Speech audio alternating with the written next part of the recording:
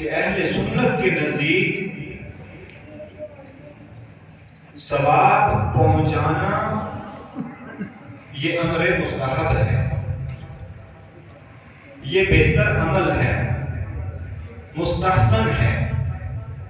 اور اس کے کئی ایک طریقے ہیں، لیکن کچھ لوگ اس کا سرے سے انکار بھی کرتے ہیں جن کا اہل سنت سے کوئی تعلق نہیں ہے، اور یہ آج سے نہیں، شروع سے اس طرح کے لوگ معاشرے میں پائے جاتے ہیں۔ حضرت نعمان بن بشیر رضی اللہ تعالیٰ عنہ فرماتے ہیں، صحابی رسول ہیں، فرماتے ہیں کہ حضور سید عالم صلی اللہ علیہ وسلم نے ارشاد فرمایا، الدعاء هو العبادہ، اللہ کے رسول نے ارشاد فرمایا کہ دعا ہی عبادت ہے۔ تو دعا جب عبادت ہے اپنے بندوں کے لیے، رب اس پر انہیں اجر عطا فرماتا ہے۔ وہ دعا اپنے لیے مانگے تو بھی، اپنے مومن جو گزر چکے بھائی ہیں ان کے لیے مانگے تو بھی، تو گویا ہم دعا اپنے لیے کریں مغفرت کی یا اپنے بھائیوں کے لیے کریں تو دعا کرنا دراصل یہ عبادت ہے۔ تو گویا حصہ ثواب بھی ایک عبادت ہے۔ جب دعا سے فائدہ ہوتا ہے، دعا سے دوسرے کے عمل سے، تو یہی ثواب ہے جس کا اجر دوسرے کو مل رہا ہے۔ حضرت انس فرماتے ہیں، اللہ کے رسول صلی اللہ علیہ وسلم کی حدیث کے راوی ہیں، آپ فرماتے ہیں اللہ کے رسول نے اسی دعا کے تعلق سے ارشاد فرمایا، الدعاء مخ العبادہ، کہ دعا عبادت کا مغز ہے، یعنی اصل ہے۔ ہم عبادت کرتے، نماز پڑھتے ہیں یا کوئی بھی دوسری عبادت کرتے، صدقہ کرتے ہیں، خیرات کرتے ہیں، تو اس کے بعد ہم دعا کرتے ہیں مولا اس کو قبول فرمائے، تو یہ اصل عبادت ہے۔ ایک ہے عبادت، اور پھر اس کے بعد اس کی قبولیت کے لیے دعا کرنا، یہ بھی عبادت ہے۔ اور اسی طرح استغفار جب ہم کرتے ہیں، استغفار، تو اس سے ہمیں فائدہ ہوتا ہے، اور اسی کا بیان اس آیت میں موجود ہے۔ رب فرماتا ہے کہ وہ بندے جو بعد میں آئیں گے وہ اپنے لیے بھی دعا کرتے ہیں، اپنے گزر چکے بھائیوں کے لیے بھی دعا کرتے ہیں۔ تو گویا مومنوں کا یہ عمل بطور استحسان اللہ تبارک و تعالیٰ نے اپنے کلام مجید کے اندر ذکر فرمایا۔ گویا اللہ کو اپنے بندوں کا یہ طریقہ کہ وہ اس کی بارگاہ میں توبہ و استغفار کریں، اپنی مغفرت طلب کریں، اور اپنے بھائیوں کی جو گزر چکے ہیں ان کی مغفرت طلب کریں، یہ امر اللہ تبارک و تعالیٰ کو بہت پسند ہے۔ اسی لیے اس نے اپنے کلام کے اندر اس کا ذکر کیا۔ اور حضرت ابو سعید خدری رضی اللہ تعالیٰ کی ایک روایت ہے، آقا کریم علیہ الصلوۃ والتسلیم ارشاد فرماتے ہیں کہ قیامت کے دن ایک شخص کی نیکیاں پہاڑ کے مثل ہوں گی، اور وہ کہے گا کہ میرے تو اتنے نیک اعمال نہیں تھے، یہ نیکیاں آئیں کہاں سے؟ وہ حیران ہوگا کہ یہ نیکیاں مجھے آخر کہاں سے ملی؟ تو اسے کہا جائے گا، اسے بتایا جائے گا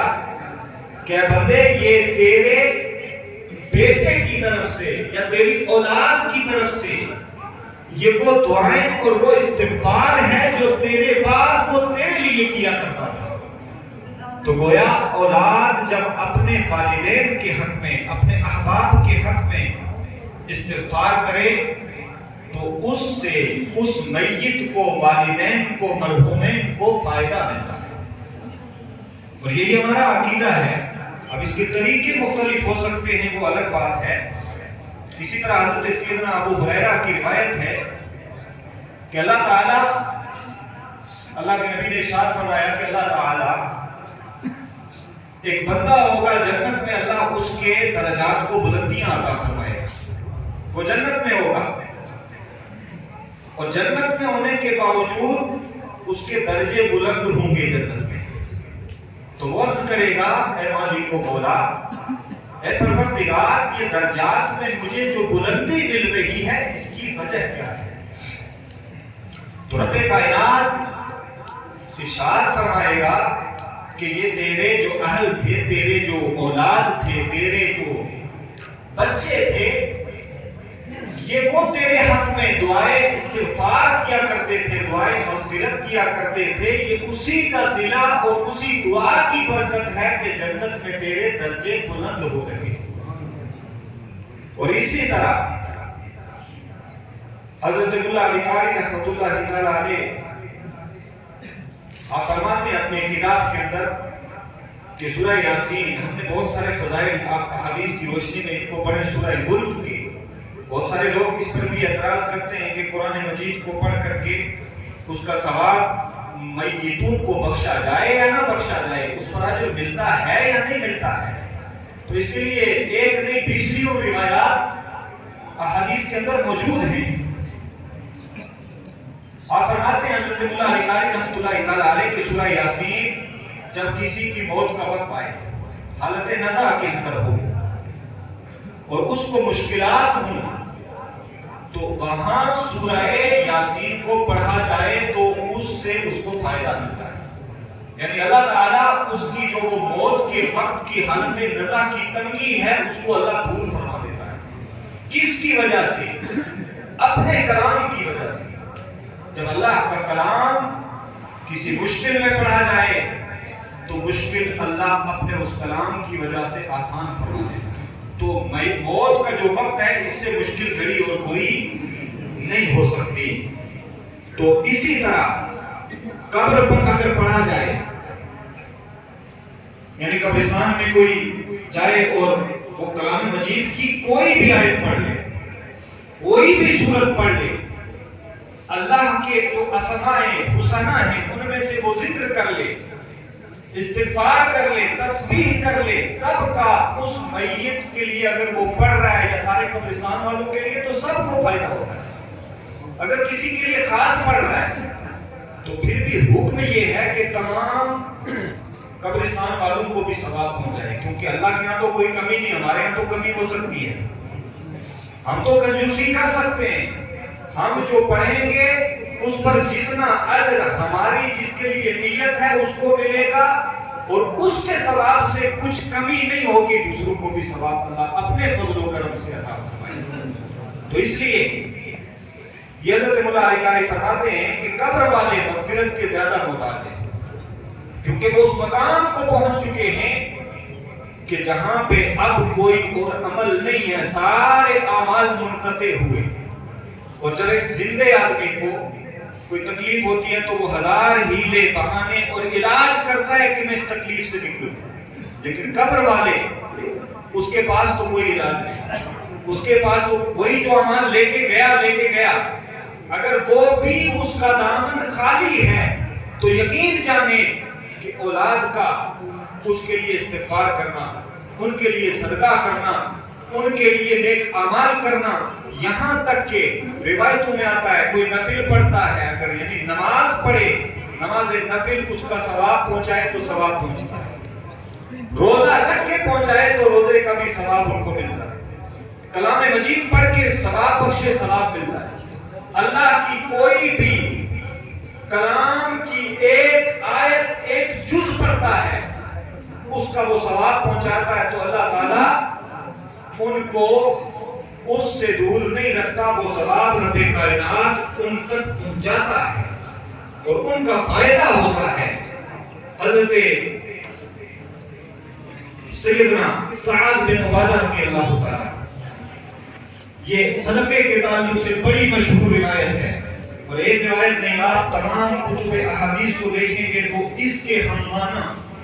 یعنی صدقے کے ثواب پہ اگر آپ آیتوں کو احادیث کو دیکھیں گے تو بہت ساری احادیث آپ کو ملے گی۔ یعنی پانی، کسی کو پانی آپ پلا رہے ہیں نا، اور نیت یہ ہے کہ اس کا ثواب میرے والدین کو پہنچے، میرے مرحومین کو پہنچے، بلکہ آپ راستہ چل رہے ہیں، راستے چلتے ہوئے آپ نے کانٹا ہٹا دیا اور اس پر بھی اللہ آپ کو ثواب عطا فرماتا ہے۔ آپ قبرستان سے گزر رہے ہیں، گزرتے گزرتے آپ نے سورہ فاتحہ پڑھ لی، سورہ اخلاص پڑھ لی، جو آپ کو یاد تھا کلام مجید سے آپ نے پڑھا اور اس کا ثواب بخش دیا۔ ان مرحومین کو، اہل قبرستان انسان کو تو اللہ ان کا بھی ثواب دے گا۔ آپ نے پانی پلا دیا، سبیل لگا دی، راستہ بنوا دیا، کوئی بھی ایسا رفاع عامہ کا کام کر دیا، دین کی خدمت کے بطور کوئی کام کر دیا، اللہ اس پر بھی اجر عطا فرماتا ہے۔ اور ان تمام چیزوں کی دلیلیں احادیث کے اندر موجود ہیں۔ اور ایک اور روایت ہے حضرت سیدنا انس رضی اللہ تعالیٰ عنہ کہ کتنا فائدہ ہوتا ہے، کیسے ہوتا ہے، بہت سارے سوالات اس طرح کے کیے جاتے ہیں، پوچھے جاتے ہیں۔ حضرت سیدنا انس رضی اللہ تعالیٰ عنہ آپ روایت فرماتے ہیں آقا کریم علیہ الصلوۃ والتسلیم سے کہ آقا کریم علیہ الصلوۃ والتسلیم نے ارشاد فرمایا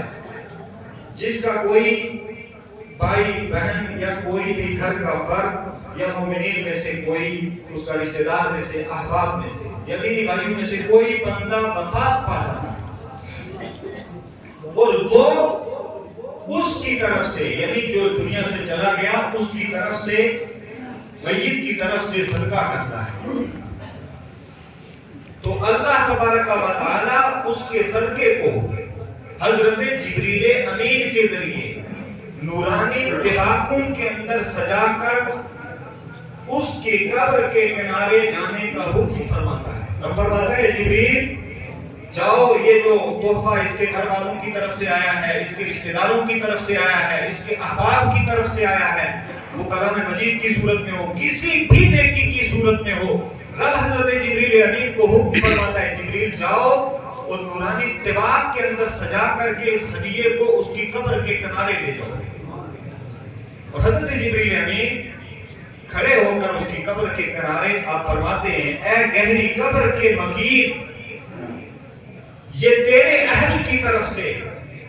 ہدیہ آیا ہے، اس کو تو قبول کر لے۔ تو میت خوش ہوتا ہے، یعنی ہم کوئی عمل کریں اس کا ثواب بخشیں تو اللہ تبارک و تعالی اپنے فضل و کرم سے اس ثواب کو میت تک پہنچاتا ہے، اس پر اسے فائدہ ہوتا ہے اور میت اس ہدیے سے، اس ایصال ثواب سے خوش بھی ہوتی ہے۔ یہ بھی ثابت ہے احادیث میں۔ اور خوش ہو کر کے وہ تمام اہل قبرستان جو ہوتے ہیں نا، اس کے قرب و جوار والے، تو اس کو مبارک پیش کرتے ہیں کہ تجھے مبارک ہو، تیرے لیے تیرے اہل کی طرف سے یہ ہدیہ آیا ہے، یہ تیرے لیے ثواب پہنچا ہے۔ تو اس طرح کی بہت ساری روایات احادیث کی کتب کے اندر موجود ہیں، اور ان پر، اور صرف یہی نہیں، بہت سارے ایسے طریقے ہیں، پانی کا کنواں بنانا، راستہ بنانا، کلام مجید کی تلاوت کرنا، ذکر و اذکار کرنا، تسبیح و تحلیل کرنا، توبہ و استغفار کرنا، کلمہ کا ذکر کرنا، یہ تمام چیزیں ثابت ہیں، لیکن ان کے لیے جو ہم دعوت کرتے ہیں یہ دعوت درست نہیں ہے، یعنی خاص آپ میزبان بنیں، چونکہ میزبانی جو ہے دعوت دے کر کے بلانا کہ کھانا کھاؤ، اصل مقصد یہ نہیں ہے، مقصد ہے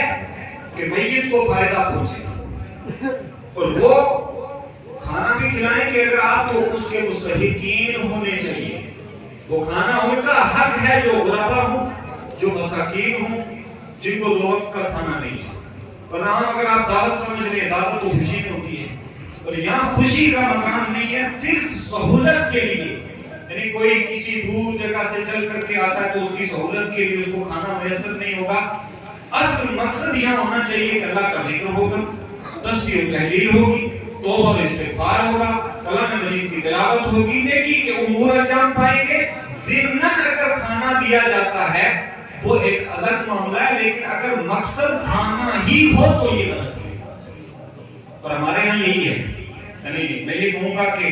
100% نہ صحیح لیکن 70% 80% یہی ہے، ہمارا کھانا ہی مقصد ہوتا ہے، اور باضابطہ ہم کھانے کے لیے بلاتے ہیں، حالانکہ کھانے کے لیے نہیں بلانا ہے، بلانا جس مقصد سے ہے وہ ہے کلام اللہ کی تلاوت۔ بلانا اگر کسی کو ہے تو بلائیں، بھئی آپ نے آ کے ذکر و اذکار کرنا ہے، تسبیح و تحلیل کرنی ہے، اور میں یہ کہتا ہوں کہ اگر اس پر ہم سب مل کر کے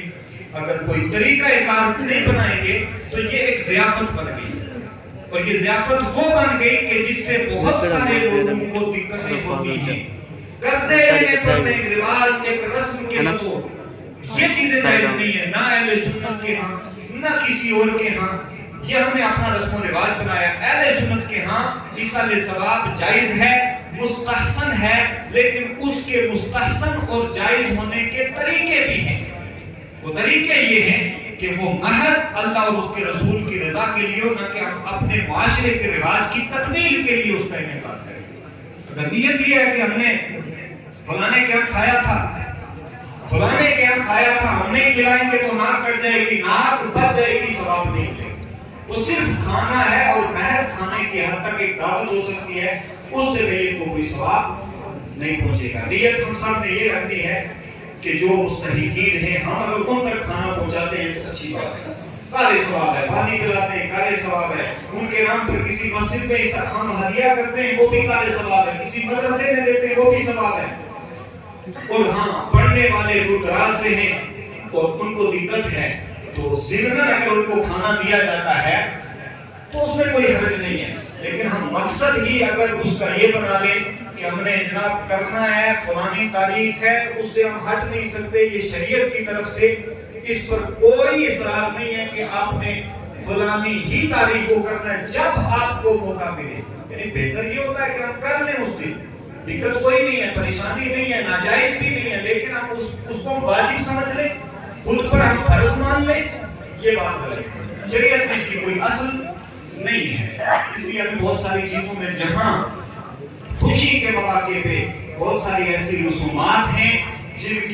جن کا قلع کما کرنے کی ہمیں ضرورت ہے، جن سے ہٹ کر کے ہمیں اپنے معاشرے کو اثر و تشکیل کرنے کی ضرورت ہے. وہیں پر غمی کے معاملات میں بھی اس طرح کے افراط و تفریط کے معاملات سے ہمیں بچنا چاہیے. ہمارا مقصد محض اللہ کی رضا اور اس کے رسول کی رضا ہونی چاہیے.